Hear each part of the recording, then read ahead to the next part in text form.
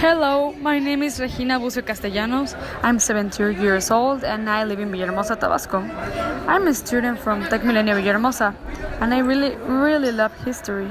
I think it's my favorite subject, actually. My favorite event is the Second World War, so I really enjoy doing homework about this topic.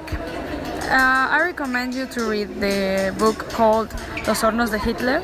I think it is an important book for people to read because it shows another perspective of this terrible event.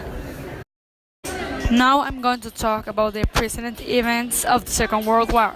For example, we have the end of the Nazi regime, which ended on the 5th of May of 1945. This ended the reign of terror of the Nazis. Then we have the D-Day, which is also called Operation Overlord. It happened on June 6, 1944.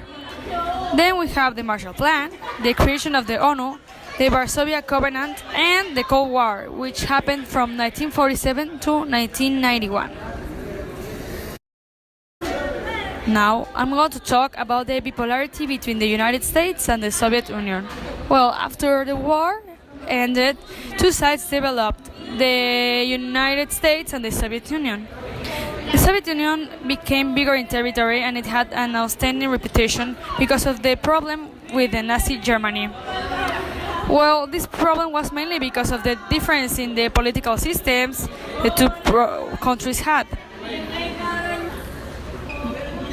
All of this prevented the two nations from reaching a mutual agreement, creating an hostile environment.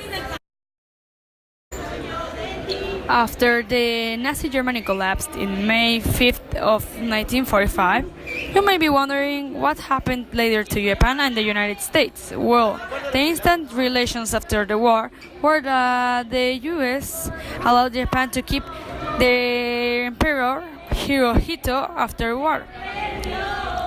Well, nowadays the United States and Japan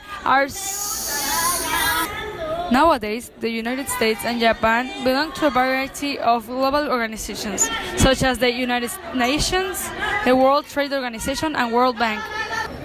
After I did my interview, I could tell you that communism believes that the means of production must be state property, and capitalism believes in private ownership of the means of production. In its social model, private property is a fundamental pillar. After all, we can say that the capitalism is defined as an economic system in which private property rights are important, and capital goods, which are possessed by private individuals or businesses, produce the highest valued services. It has benefits, obviously, and damages.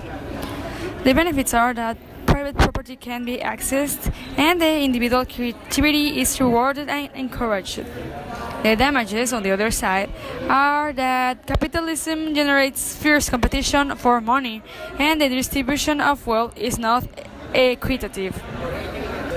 Some countries that adopted this system are Norway, China, Finland, Netherlands, Denmark, Canada, Sweden, Belgium, Ireland, and others.